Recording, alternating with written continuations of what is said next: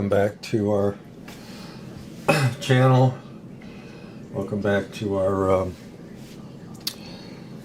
guided missile cruiser, our USS Ticonderoga, for the Armed Services group build that's being held by Craig, the Mutt Modeler. This kit hasn't been too bad. It's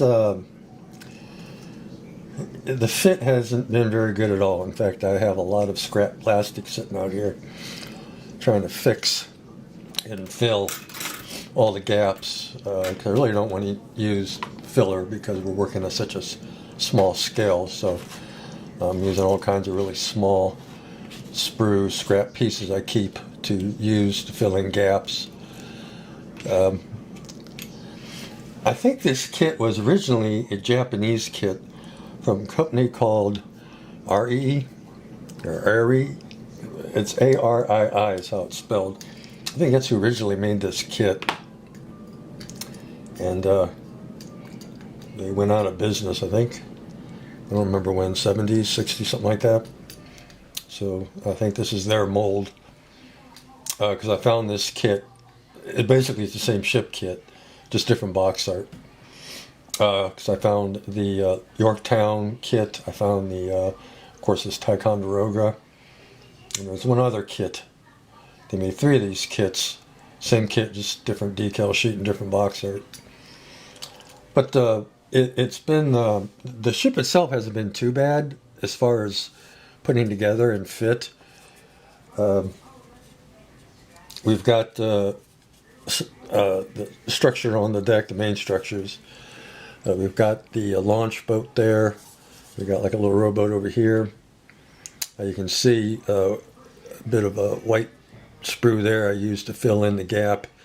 It seems to be on most of these pieces we got about a 1/16 of an inch gap. We've had to do a lot of sanding to kind of shore up some of the deck pieces. I believe this is the sonar unit for the cruiser, and we've got that put on.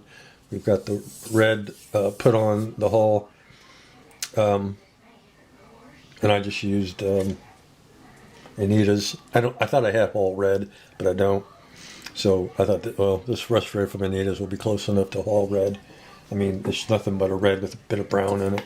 That's what this is. So we did the hull in that, and then we'll mask this, and everything above the red will be the gray. Call it for Ghost Gray. And I thought I had Ghost Gray, but I don't. I have light Ghost Gray from Model Master, but I don't have Ghost Gray. So I think what I'm going to do is my primer that I use, my Bright Touch, is just a little darker than this. So I think I'm going to just basically use primer as a paint and just prime this whole top. Leave it at that. We'll prime it, seal it. And then as far as the decking, it calls for a darker gray. It calls for, what's it called for? Dark Ghost Gray.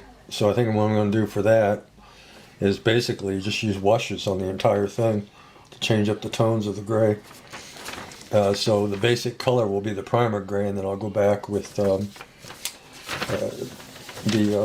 dark gray wash and a regular gray wash from the panel line accent color. I got gray and dark gray and ordered brown. So we'll just use washes on the entire deck just to kind of highlight everything and change up the tones. So we got all this put on. I skipped step number 3 because that's the prop shafts and rudder assembly. I'm not going to put that on until I get the ship done. That'll be almost last. Actually, the prop shafts and all of the radar masts and units I'm going to leave last. So I put them on now. I guarantee I'll be breaking them off. So we're just going to wait on those two. So I skipped over a couple steps. And right now I'm working on the radar mast assemblies. This kit gives you 2 different types of masts depending on which ship you're going to build. If you build CG 47 through 51, you use this mast here. And then if you use 52 through 56, you use this mast here. So or this mast here. But there's 2 sets of masts, and we're going to go with what we're supposed to use. Now I'm working on the mast because the fit has been absolutely horrendous on the mast. In fact, I'm having to cut out the rungs in the front and put in my own because I had about a 1/16 of an inch gap between the right and left rung, because this comes in halves, and you can see the top of it, how we got one side's bigger than the other. So we're going to have to fix that. See if I can get it to focus there. We're going to have to fix that. But I've been slowly working on the rungs here. I got the 3 cut out and replaced with some smallest rod I had. And I got one more underneath that platform I have to cut out and put in a new one. But it's been slow going on this antenna mast. And I guess I could have used the other mast for the other type of ships, because it's on the tree. I could have used this style right here, but I don't know, what fun is that? I kind of like a challenge. I think that's part of the fun of model building, is to fix what the manufacturer screwed up. So that's why I decided to go ahead and use what I'm supposed to use and just fix it and get it looking like it should. So this mast goes right in the center of the ship. It goes like this, I believe, just like that. You kind of see it there. And I got to fix that upper platform because it's like a mile off. That's where it will go. But I'll probably use some sheet. I got some scrap sheet. I don't throw any styrene away. I keep it all from leftover projects. So we'll use this thin piece here and put a new platform on here, because you can see it's got a pretty bad seam there. And then I'll probably replace the platform up here with some sheet styrene. I have to drill a hole into it for the other mast that goes on this. And then this top we're going to have to fix, because we can't have that. So I'll have to put a new platform up there.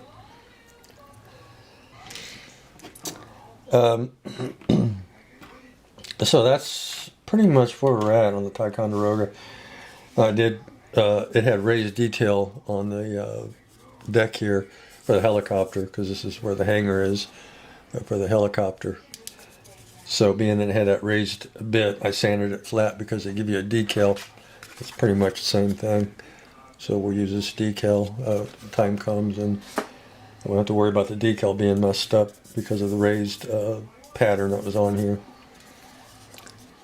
But overall, not too bad. Thank goodness for Vallejo plastic putty, because it's been a lifesaver on this kit, working in this small scale to fill in gaps and not lose any detailing, not having to sand. So I've been using a lot of this. And then, of course, all my little itty-bitty small scraps of styrene that I have to use as a filler to fill in the gaps between the deck levels and all that other stuff. So